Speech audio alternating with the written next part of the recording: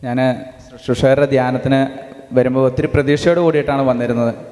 കാരണം സെഹ്യോൻ ടീമിൻ്റെ അല്ല ബിനോയച്ചൻ്റെയോ ആരുടെയെങ്കിലും ഒരു ക്ലാസ്സുകൾ കിട്ടും, അതുപോലെ നമ്മുടെ ശുശ്രൂഷകരുണ്ട് അവരുടെ ക്ലാസ്സുകൾ ലഭിക്കും, പ്ലസ് അതിനേക്കാളുപരി എനിക്കൊരു നല്ലൊരു കൗൺസിലിംഗ് കിട്ടും എന്നുള്ളൊരു രീതിയിലാണ് ഞാൻ വന്നിരുന്നത്. ഇവിടെ കുർബാനയ്ക്ക് ശേഷം വട്ടയിലച്ചൻ തോമസ് പോൾ ബ്രദറിനെ പരിചയപ്പെടുത്തി. തോമസ് പോൾ ബ്രദറിൻ്റെ ക്ലാസ് ആയിരിക്കുമെന്ന് പറഞ്ഞു. എനിക്ക് ബ്രദറിനെ പറ്റി അറിയില്ല, ചിലപ്പോൾ എൻ്റെ അറിവില്ലായ്മ കൊണ്ടായിരിക്കാം. പക്ഷെ അന്നേരം എനിക്ക് നിരാശ തോന്നി. കാരണം ഇനി ഒരു 6 ദിവസം ബ്രദറിൻ്റെ ക്ലാസ് ആയിരിക്കുമല്ലോ. ഓക്കെ, കുഴപ്പമില്ല, അഡ്ജസ്റ്റ് ചെയ്തു. കുറച്ച് കഴിഞ്ഞപ്പോൾ ബിനോയച്ചന് അടുത്തൊരു സെക്ഷനിൽ പറഞ്ഞു കൗൺസിലിംഗ് ഉണ്ടായിരിക്കുന്നതല്ല എന്ന് പറഞ്ഞു. എനിക്കൊത്തിരി വിഷമമായി.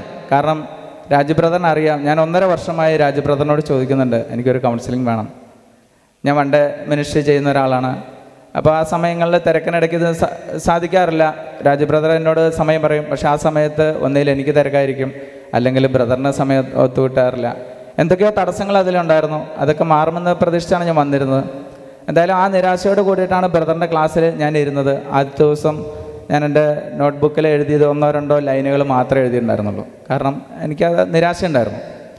രണ്ടാമത്തെ ദിവസം, ആദ്യത്തെ ദിവസം ബ്രദർ പറഞ്ഞു പരിശുദ്ധാത്മാവ് നമുക്ക് വേണ്ടി പ്രാർത്ഥിക്കും, ഈശോ നമുക്ക് വേണ്ടി പ്രാർത്ഥിക്കുമെന്ന്. വിശുദ്ധരെ നമുക്ക് വേണ്ടി പ്രാർത്ഥിക്കുമെന്നുള്ള ഒരു അറിവ് എനിക്കുണ്ടായിരുന്നു. പക്ഷേ ഈ അറിവ് എനിക്ക് പുതിയതായിരുന്നു. ഓക്കെ, രണ്ടാമത്തെ ദിവസത്തെ ക്ലാസ്സിലേക്ക് കടന്നു. വലിയ കുഴപ്പമില്ല. ബ്രദർ കുറേശ്ശെ ഇങ്ങനെ കത്തി കയറി വരുന്നുണ്ട്. എനിക്കത് മനസ്സിലാവുന്നുമുണ്ട്. കാരണം ഒരു വ്യത്യസ്തമായ ചിന്താധാരകളിലൂടെയാണ് ബ്രദർ ക്ലാസ് നയിക്കുന്നതെന്നുള്ളത് ആദ്യത്തെ ദിവസം തന്നെ എനിക്ക് മനസ്സിലായിരുന്നു. കാരണം ഇത്രയും ദിവസം ഞാൻ കണ്ടിട്ടുള്ളതോ കേട്ടിട്ടുള്ളതോ വെച്ചിട്ടുള്ള ഒരു രീതിയിലല്ല ബ്രദറിൻ്റെ ക്ലാസ് പോകുന്നത്. എന്തായാലും ആ രീതിയിൽ ഞാൻ ക്ലാസ്സുകൾ ശ്രദ്ധിച്ചുകൊണ്ടിരുന്നു. ജ്ഞാനത്തിന് വേണ്ടിയിട്ട് പ്രാർത്ഥിക്കാൻ വേണ്ടിയിട്ടുള്ളൊരു സെക്ഷൻ, ആ ഒരു സെക്ഷൻ വന്നപ്പോഴത്തേക്കും കുറച്ചുകൂടിയൊക്കെ അതുവരെയൊക്കെ എനിക്ക് ഉറക്കവും കാര്യങ്ങളൊക്കെ ഉണ്ടായിരുന്നു. ഇടയ്ക്ക് ഞാൻ ഉറങ്ങുന്നുണ്ട്. എൻ്റെ അടുത്തിരിക്കുന്നവരാണ് എന്നെ തട്ടി വിളിക്കാറൊക്കെ ഉണ്ടായിരുന്നത്.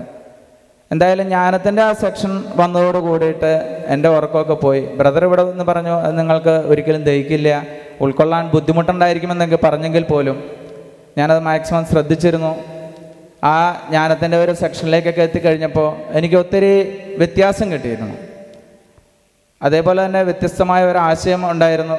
ഫാദർ ടോം ഉഴുന്നാലിൻ്റെ മോചനത്തെപ്പറ്റി കാര്യങ്ങൾ ബ്രദർ പറഞ്ഞത്. ഞാൻ തൃശ്ശൂർ രൂപതക്കാരനാണ്. അവിടെ KCVൻ്റെ രൂപത ജനറൽ സെക്രട്ടറി ആയിരുന്നു കഴിഞ്ഞ ടൈമിൽ. ആ സമയത്ത് ഉഴുന്നാലിനച്ഛന് മോചനത്തിന് വേണ്ടി നിരാഹാര സമരവും പ്രതിഷേധ സമരങ്ങളും ഒക്കെ സംഘടിപ്പിച്ചൊരു വ്യക്തിയാണ്. പക്ഷേ ഇങ്ങനെ ഒരു ആശയം ക്രിസ്ത്യൻ കമ്മ്യൂണിറ്റിയെ ദ്രോഹിച്ചുകൊണ്ടിരിക്കുന്ന IS-കാരുടെ ഇടയിൽ നമ്മുടെ ഒരു പുരോഹിതൻ അവിടെ എത്തിപ്പെടുന്നത് തന്നെ ഏറ്റവും വലിയൊരു കാര്യമാണ്. അപ്പോൾ ആ പുരോഹിതന് അവരുടെ ഇടയിൽ ശുശ്രൂഷ ചെയ്യാൻ കൃപ കൊടുക്കണമേ, അതിനുവേണ്ടി നമുക്കിവിടെ ഇരുന്ന് പ്രാർത്ഥിക്കാമെന്നുള്ളൊരാശയം ബ്രദറിൻ്റെ വളരെ വ്യത്യസ്തമായ ഒരു ആശയമാണ്. അതെനിക്ക് ഭയങ്കരമായിട്ട് സ്ട്രൈക്ക് ചെയ്തൊരു കാര്യമാണ്. കാരണം നമ്മളാരും ആ രീതിയിൽ ചിന്തിച്ചിട്ടില്ല. നമുക്ക് ശരിക്കും ചെയ്യാവുന്നൊരു കാര്യമുണ്ട്. അത് ആ രീതിയിൽ ഉഴുന്നാലിനച്ഛന് നല്ലൊരു കൃപ കൊടുക്കണേ, അവർക്ക് മാനസാന്തരം ഉണ്ടാക്കാൻ ഉഴുന്നാലിനച്ഛന് സാധിക്കട്ടെ എന്ന രീതിയിൽ നമ്മൾ ഇഷ്ടം പോലെ വാട്സപ്പും ഫേസ്ബുക്കൊക്കെ ഉപയോഗിക്കുന്നവരാണ്. ആ രീതിയിൽ നമുക്ക് സന്ദേശങ്ങൾ അയക്കാം. അപ്പോൾ അത് മറ്റുള്ളവർക്കും അതേ രീതിയിൽ അവർക്ക് പ്രാർത്ഥിക്കാം. അവരുടെ ഒരു ദിവസത്തെ പ്രാർത്ഥനയില്ലെങ്കിലും ആ രീതിയിൽ വന്നാൽ ഒത്തിരി വ്യത്യാസം ഉണ്ടാവുമായിരുന്നു. അതേപോലെ തന്നെ ബ്രദറിൻ്റെ വേറൊരു ആശയമാണ് ബൈബിൾ കോളേജുകൾ. വളരെ ശരിയായ ഒരു കാര്യമാണ്. കാരണം ഇത്തവണത്തെ തൃശ്ശൂർ രൂപതയുടെ അസംബ്ലിയിൽ ചർച്ച ചെയ്യപ്പെട്ട ഏറ്റവും വലിയൊരു കാര്യമായിരുന്നു കാറ്റഗിസത്തിലും കുടുംബത്തിലും വന്നിട്ടുള്ള മൂല്യച്യുതികൾ. ഈ 12ാം ക്ലാസ് വരെ കഴിഞ്ഞ് അല്ലെങ്കിൽ SSC കഴിഞ്ഞ കുട്ടികൾ എവിടേക്ക് പോകണം? പിറ്റേ ദിവസം തൊട്ട് അവരെ നമുക്ക് പള്ളികളിലേക്ക് ലഭിക്കുന്നില്ല. അപ്പോൾ അത് കാറ്റഗിസത്തിൻ്റെ ഏറ്റവും വലിയൊരു ഫാൾട്ടാണ് എന്നുള്ള രീതിയിലാണ് തൃശ്ശൂർ രൂപതയുടെ അസംബ്ലിയിലൊക്കെ ചർച്ച ചെയ്തിട്ടുണ്ടായിരുന്നത്. കുടുംബത്തിന് മൂല്യച്യുതി വന്നിരുന്നു. കുടുംബമാണ് ഇത്തവണത്തെ അസംബ്ലിയിലെ ഏറ്റവും വലിയൊരു വിഷയം വന്നിട്ടുള്ളത്. കാരണം ഈ ബൈബിൾ ക്ലാസ്സുകൾ വേണ്ട രീതിയിൽ കൊടുക്കാൻ നമുക്ക് സാധിക്കുന്നില്ല എന്നുള്ളത് ഏറ്റവും വലിയ പരമപ്രധാനമായ സത്യമാണ് ബ്രദർ ഇവിടെ നിന്ന് നമ്മൾ ഓരോരുത്തരോടും പറഞ്ഞത്. ആ ബ്രദർ പറഞ്ഞിട്ടുള്ള ആ ഒരു ആശയവും വളരെ വ്യത്യസ്തമായ ആശയമാണ്. അതൊക്കെ എനിക്ക് എൻ്റെ ഉള്ളിൽ ഒത്തിരി തട്ടിയിട്ടുണ്ട്.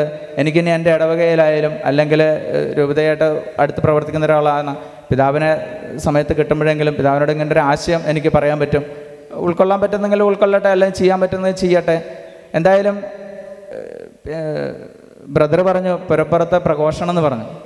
കാരണം എനിക്ക് ഇഷ്ടം പോലെ സാക്ഷ്യങ്ങളുണ്ടായിരുന്നു സെഗിയോനിൽ ശുശ്രൂഷ ചെയ്യുന്നതിൻ്റെ പേരിൽ. പക്ഷേ ഒരു ശുശ്രൂഷകൻ ഇവിടെ നിന്ന് സാക്ഷ്യം പറയുന്നത് ഉചിതമാവില്ല എന്ന് എൻ്റെ കൂടെയുള്ള സീനിയേഴ്സിൻ്റെ അഭിപ്രായം കേട്ടപ്പോൾ ഞാൻ സാക്ഷ്യത്തിനും പറയാൻ വേണ്ടിയിട്ടോ അല്ല മറ്റു കാര്യങ്ങൾക്കോ അങ്ങോട്ട് സമീപിച്ചിട്ടില്ല.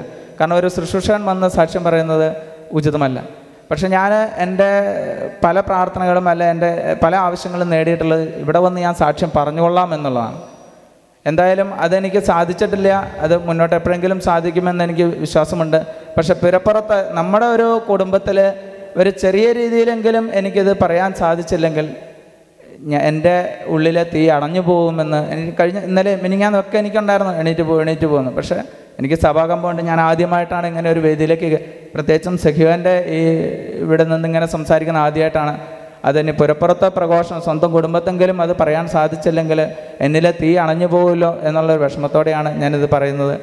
എന്തായാലും എനിക്ക് ഒത്തിരി സന്തോഷമുണ്ട്. ബ്രദർ വളരെ വ്യത്യസ്തമായ രീതിയിലുള്ള ക്ലാസ്സാണ്.